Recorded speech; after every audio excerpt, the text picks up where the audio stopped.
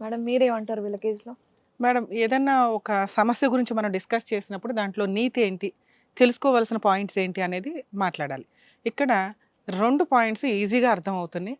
ఎవరన్నా love marriage చేసుకోవాలి అనుకుంటే ఖచ్చితంగా తల్లిదండ్రులు ఒప్పించి, వాళ్ళు ఒప్పుకునేదాకా వెయిట్ చేసి, వాళ్ళని ఒప్పించుకునేలాగా ట్రై చేసుకుంటూ వెళ్తే కనుక రేపేదన్నా సమస్యలొస్తే వాళ్ళు సాల్వ్ చేస్తారు.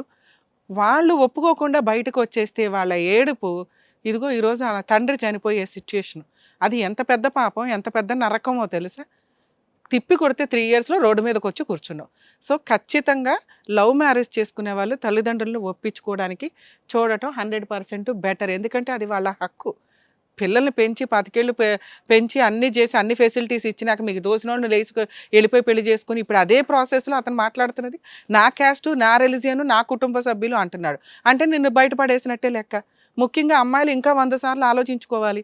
తల్లిదండ్రులు కాదని అడుగు పెట్టేంత గొప్ప వ్యక్తా, గొప్ప కుటుంబమా అని.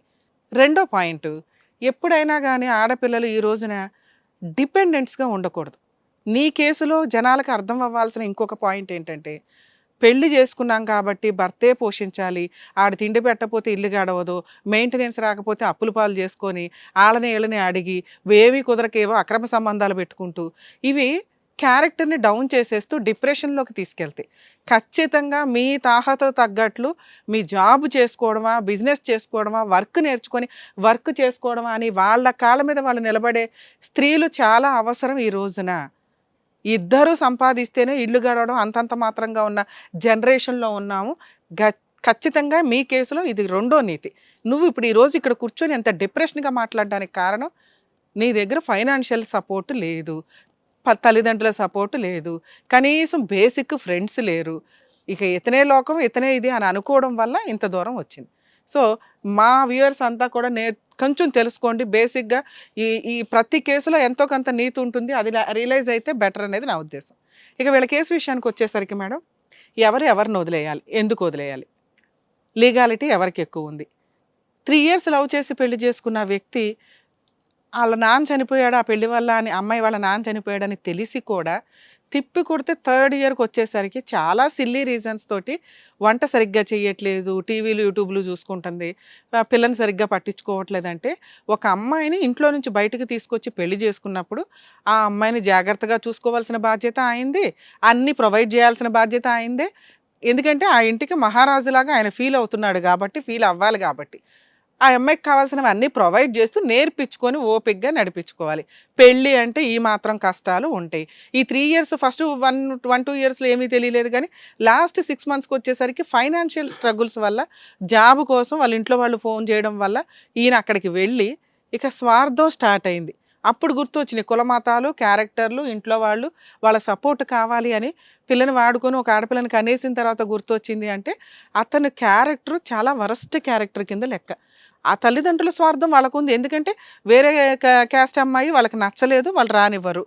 ఆళ్ళ క్యాస్ట్ వాళ్ళని పెళ్లి చేసుకుంటే వాళ్ళ కుటుంబంలో వాళ్ళ గౌరవం మనం ఎన్ని కేసులు చూడట్లా.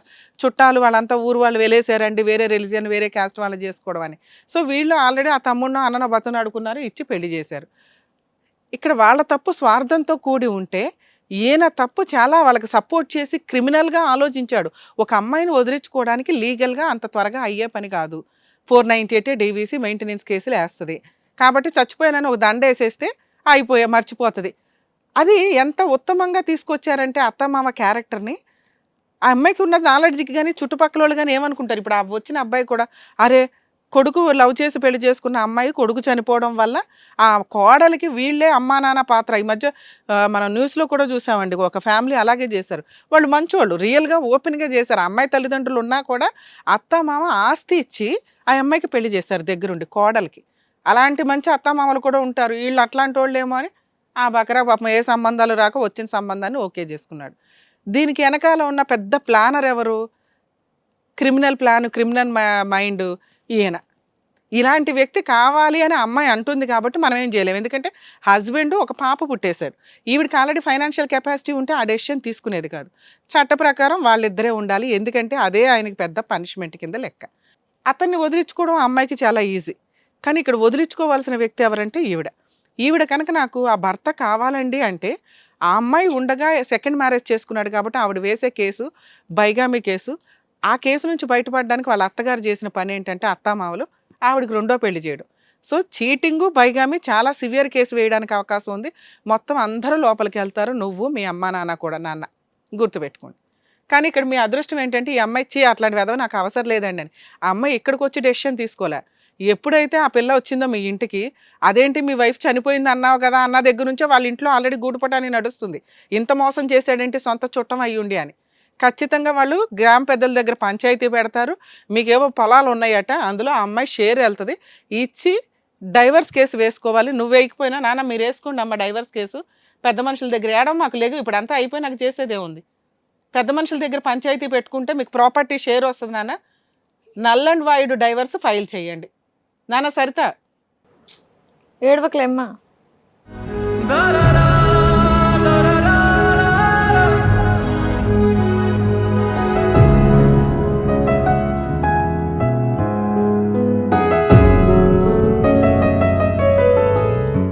నాన్న ఏడవ మాకు నాన్న.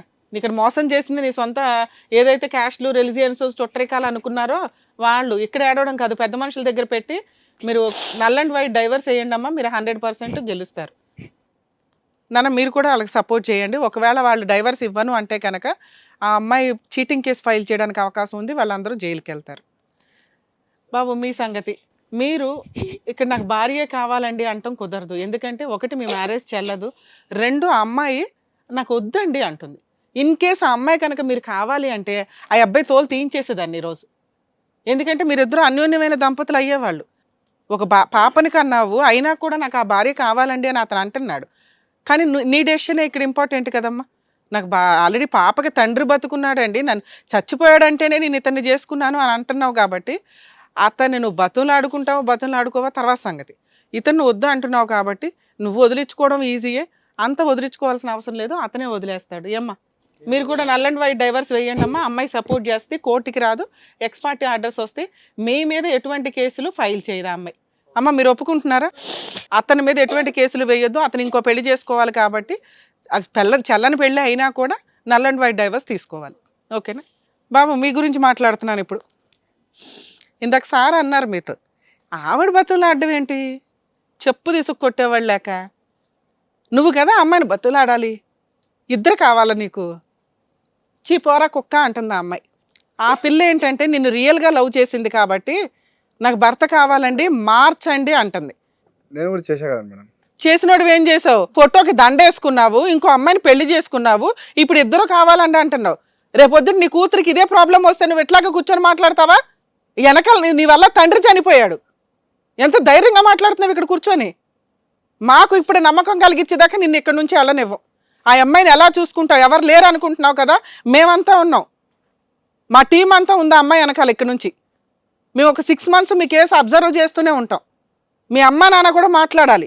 వాళ్ళు వచ్చి హామీ పత్రం రాయకుండా మేము అమ్మాయిని పంపించాం, నిన్ను వదలం. నీ మీద కేసులు వేయమంటావా? మీ ఫ్యామిలీ మెంబర్స్ అందరినీ జైలుకి పంపించమంటావా? నువ్వు మారుతావా? పేరెంట్స్ అయితే ఇక్కడికి రాలేరు మేడం. మేము రప్పిస్తాం, నువ్వు కంగారు పడకు. మేము రప్పిస్తాం. నీ ఇదేంటో చెప్పు, నాకు చెప్పు. అంటే ఆ అమ్మాయి వంట చేయదు, ఆ అమ్మాయి ఏ పని చేయదు. ఆ అమ్మాయిని చూసుకుంటావా? పిల్లని చూసుకొని ఇంటి మెయింటెనెన్స్లు చూసుకుంటావా లేదా? అవన్నీ చేసుకుంటూనే ఉండే కదా మేడం. ఆల్రెడీ చేసుకుంటా ఉంటేనే ఆమె బిహేవియర్ నచ్చక వెళ్ళిపోయాను, అంతేగాని బిహేవియర్ నచ్చక వెళ్ళిపోయే హక్కు నీకు లేదు. నువ్వు ఆ రైట్స్ అన్ని కొలాప్స్ చేసుకున్నావు. నువ్వు కండిషన్లు మాట్లాడడానికి ఇక్కడ కుదరు. జైలుకి వెళ్తావా, మారుతావా? ఇంతే నిన్ను అడుగుతున్న క్వశ్చన్. మీ అమ్మ నాన్న నువ్వు జైలుకి వెళ్తారా? బిహేవియర్ మార్చుకొని అమ్మాయిని బాగా చూసుకుంటారా? లేదు మేడం, గది నుంచి అమ్మాయిని బతులాడుకో. నువ్వేం చెప్తే అది చేస్తాను. నిన్ను పాపను బాగా చూసుకో. నీకు ముందు చచ్చిపోను, చచ్చిపోయే అవకాశం వచ్చినా కూడా చచ్చిపోను. చచ్చిపోయే అవకాశం ఎవరికి రాదు, అవి సహజంగా జరిగే సంఘటనలు. బతుకుండగానే చచ్చిపోవడం ఎందుకయ్యా? ఈ పిల్లకి ఏం సమాధానం చెప్తావు? ఏడుస్తానే ఉంది ఆ పిల్ల. మీ తల్లికి బుద్ధి ఉండాలి. కొన్న కొడుక్కి ఫోటో ఉండాలి, నోబెల్ ప్రైజ్ ఇవ్వాలి మా మహాతల్లిని. ఒకసారి ఆ పిల్ల ఏడుస్తుంది, ఆ పిల్లకి చెప్పు, సారీ చెప్పు. పో దగ్గర పో. మీ ప్రాపర్టీ షేర్ రాయకపోతే అక్కడికి కూడా వస్తాం పంచాయతీకి. ఈ వీడియో అక్కడ దాకా వెళ్తుంది. పెద్ద మనుషుల పంచాయతీలో మీకు ఏదో 4-5 ఎకరాలు ఉన్నాయంటే 1 ఎకరం రిజిస్ట్రేషన్ చేయండి. ఆ పిల్ల కాళ్ళు పట్టుకుని సారీ చెప్పాలి. నువ్వు అసలు నిజంగా తప్పు అయిపోయింది, నాకు తెలియకుండా పెద్ద తప్పు జరిగింది. పెంచానంటున్నావు, దగ్గర ఉండి చూసుకున్నావు పిల్లగా ఉన్నప్పుడే. బావా అంటే ఎట్లాగయ్యా?